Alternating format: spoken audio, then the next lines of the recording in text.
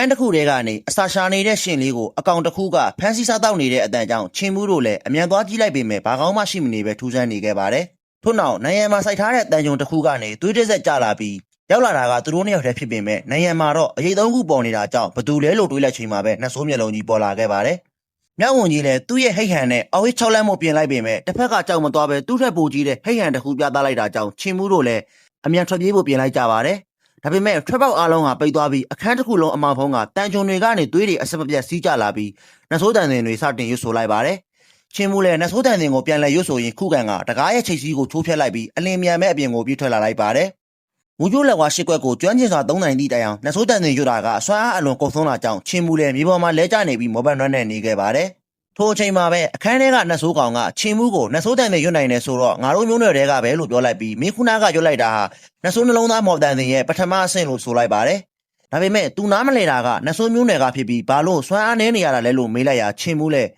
းသူတေချာတင်ကြားထားတာမဟုတ်ပဲကြားသာကြားဘူးတဲ့တန်စင်တွေဖြစ်ကြောင်းနဲ့ကိုယ်တိုင်ကလည်းညံ့ဖျင်းလို့အနေငယ်သာတင်ယူနိုင်ကြောင်းပြန်လည်ရှင်းပြလိုက်ပါတယ်။နှဆိုးနှလုံးသားမော်တန်စင်မှာတစိမ့်လေးခုရှိပြီးချင်းမှုတက်မြောက်ထားတာကပထမတစိမ့်မှုကျန်တဲ့၃ခုကိုတင်ကျင်နေဆိုရင်သူတင်ပေးမယ်ဟုဆိုကနှဆိုးမြောက်ဝင်ကြီးကိုမောင်းထုတ်ဖို့ပြောလိုက်ပါတယ်။နှဆိုးမြောက်ဝင်ကြီးလည်းသူ့ကိုယုံလားလို့ချင်းမှုကိုမေးလိုက်ရာချင်းမှုကတော့မျိုးနွယ်တူချင်းမို့ယုံကြည်တယ်ဟုဆိုကနှဆိုးမြောက်ဝင်ကြီးကိုအပြင်ကနေသူပြန်လာတဲ့အထိစောင့်ဖို့ပြောလိုက်ပါတယ်။ချင်းမှုတယောက်ပဲကြံခဲ့ချိန်မှာတော့ဒုတိယတစိမ့်ကောင်းငင်နှဆိုးလွတ်မြောက်ခြင်းကိုထုတ်ပြလိုက်ပြီးအနီးကလာကြည့်ဖို့ပြောလိုက်ပေမဲ့ချင်းမှုကတော့အဝေးကနေပဲချက်ချင်းစတင်လေ့ကျင့်လိုက်ပါတယ်။ချင်းမှုကနှဆိုးတန်တင်ကိုဇက်တက်ရွတ်ဆိုလိုက်တဲ့အခါမှာတော့ဘေးပတ်ဝန်းကျင်မှာရှိတဲ့တားရဲတွေရဲ့စိတ်ဝိညာဉ်တွေပါလွင့်စင်သွားတာကြောင့်ချင်းမှုလည်းသူကျင့်နေတဲ့နှဆိုးတန်တင်ကအလွန်တားဆီးရခတ်တဲ့နှဆိုးပညာတွေပဲလို့တွေးနေလိုက်ပါတယ်။ထိုအချိန်မှာပဲနှဆိုးမိတ်စာကြီးကနိုင်ငံမှာထိုးဆိုင်ခံထားရတဲ့တန်ဆူးတွေကြောင့်တတိယတစိမ့်ကိုတင်ပြဖို့သူ့မှာအားနည်းနေပြီဟုဆိုကချင်းမှုကိုအထက်လာကြည့်ဖို့ပြောလိုက်ပြီးချင်းမှုကတော့အလိမ္မာနဲ့သူကောင်းကောင်းမြင်ရပါတယ်လို့ပြန်ပြောလိုက်ပါတယ်။ထို့နောက်တတိယတစိမ့်တော်ဉာဏ်ပညာကိုသင်ကြားပေးပြီးချိန်မှာတော့၄ခုမြောက်တစိမ့်တော်ကပထမ၃ခုကိုပြန်ပေါင်းဆက်ပြီးဖြစ်ပေါ်လာတာဆိုပေမဲ့ရှုပ်ထွေးလွန်းတာကြောင့်ဆက်လက်သင်ပြပေးဖို့အားမရှိတော့ဘူးဟုဆိုလိုက်ပါတယ်။ချွင်းချက်အနေနဲ့ချင်းမှုကသာနိုင်ငံမော်ကတန်ဆူးတွေကိုနှုတ်ပေးရင်သူလည်းခွန်အားပြန်ပြေးလာမှာမို့၄ခုမြောက်ကိုဆက်လက်သင်ကြားပေးနိုင်ပါတယ်လို့ဆိုလိုက်ပါတယ်။ချင်းမှုကတော့သူဟာညံထိုင်းသူမို့ပထမ၃ခုကိုတောင်တေချာမတက်မြောက်သေးဘူးဟုဆိုကနှစ်ချက်ကွက်နေလိုက်ပြီ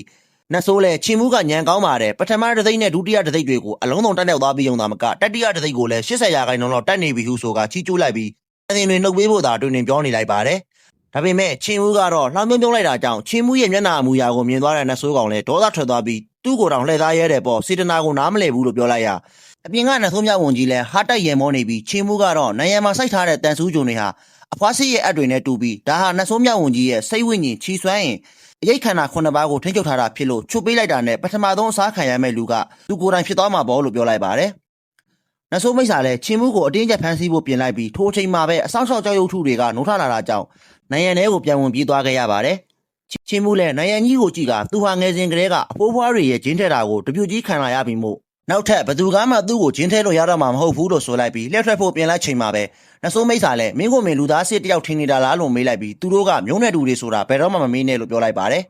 နှဆိုးမိတ်ဆာရဲ့စကားကြောင့်ကြောချမ်းသွားတဲ့ချင်းမှုတယောက်အပြင်ရောက်လာတဲ့အခါမှာတော့မြောက်ဝန်ကြီးကချင်းမှုကိုကြည့်ရင်အထက်မှာနှဆိုးကြီးဒီမှာတော့နှဆိုးပေါက်ဆလေးလို့စနှောင်နေပါတယ်ချင်းမှုကတော့အထက်ကနှဆိုးကောင်ကလူနိုင်ကောင်ကြီးသူကတော့ရိုးသားကြိုးစားတဲ့ကောင်လေးဟုဆိုကမတူတာတွေကိုမနှိုင်းရှင်မှုပြောလိုက်ပါတယ်ထို့နောက်နှဆိုးမြောက်ဝန်ကြီးကိုဒီနေရာကမလုံခြုံဘူးဟုဆိုကမတန်ဆန်းရွာကိုခေါ်သွားခြင်းပေမဲ့ဘရင်ကိုခေါ်ရင်တတော်လုံးကိုခေါ်သွားရမှာမို့ရွာမှာလည်းနေရာလို့သိမကြံတော့ဘူးဟုဆိုကဒီနေရာမှာပဲတတိရှိရှိနဲ့နေပြီးကြိုးစားလေ့ကျင့်ဖို့မှကြားလိုက်ပါတယ်နှဆိုးမြောက်ဝန်ကြီးကတော့တောအတွင်းကနှဆိုးလက်ဝါးရကြီးရှိတဲ့ကြောက်တုံးကြီးတစ်ခုစီခေါ်သွားပြီးချင်းမှုကိုလက်ဝါးတစ်သိပ်ရိုက်ခိုင်းပါတယ်တကယ်တော့လက်ဝါးတစ်သိပ်ပိုင်ရှင်ဟာတောအုပ်ရဲ့ဘရင်ဖြစ်ကြောင်းဖော်ပြတာဖြစ်ပြီးညီကိုကောင်းနေဖြစ်သွားတဲ့အတွက်ချင်းမှုကိုလည်းသူ့ရဲ့ဘရင်စည်းစိမ်ကိုတဝက်ခွဲပေးတယ်ဆိုတဲ့သဘောမျိုးသာဖြစ်ပါတယ်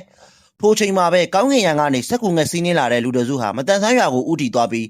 းတိမ်တိုင်တိမ်မဲတွေနဲ့အတူအေယာမဓာကြီးတက်လက်လဲလိုက်ပါလာခဲ့ပါတယ်ပုံမှန်မဟုတ်တဲ့အခြေအနေကြောင့်အန်ရယ်ကိုခံစားမိတဲ့အဖိုးဖွားတွေလည်းချက်ချင်းဆိုသလိုအသင်းပြင်လိုက်ပြီးနေရာတစ်ခုမှာစုဝေးလိုက်ကြပါတယ်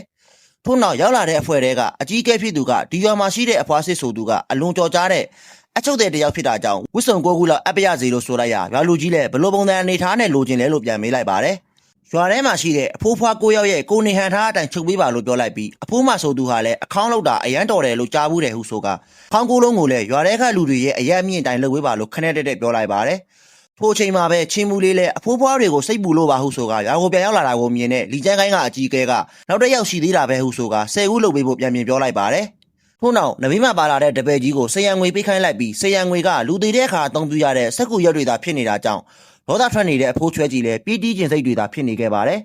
အခြေအနေနဲ့အချိန်ခါကိုနားမလဲတဲ့လီကျန်းကိုင်းကအကြီးအကဲတွေကတော့သဘောကျသောအော်ဟစ်ရင်မောနေကြပြီးထိုချိန်မှာပဲလီကျန်းကိုင်းရဲ့အကြီးအကဲမှုပေဖုံဆိုသူကမှားထားတဲ့အရာတွေကိုအခုချက်ချင်းရမလားလို့မေးလိုက်ရာအဖွားစစ်လည်းဒီလောက်ထိအလင်းလိုနေရင်လည်းချုပ်ပေးရတာပေါ့ဟုဆိုကအဝတ်စနက်ထဲကိုလေပေါ်မှာပဲချုပ်ပေးလိုက်ပါတယ်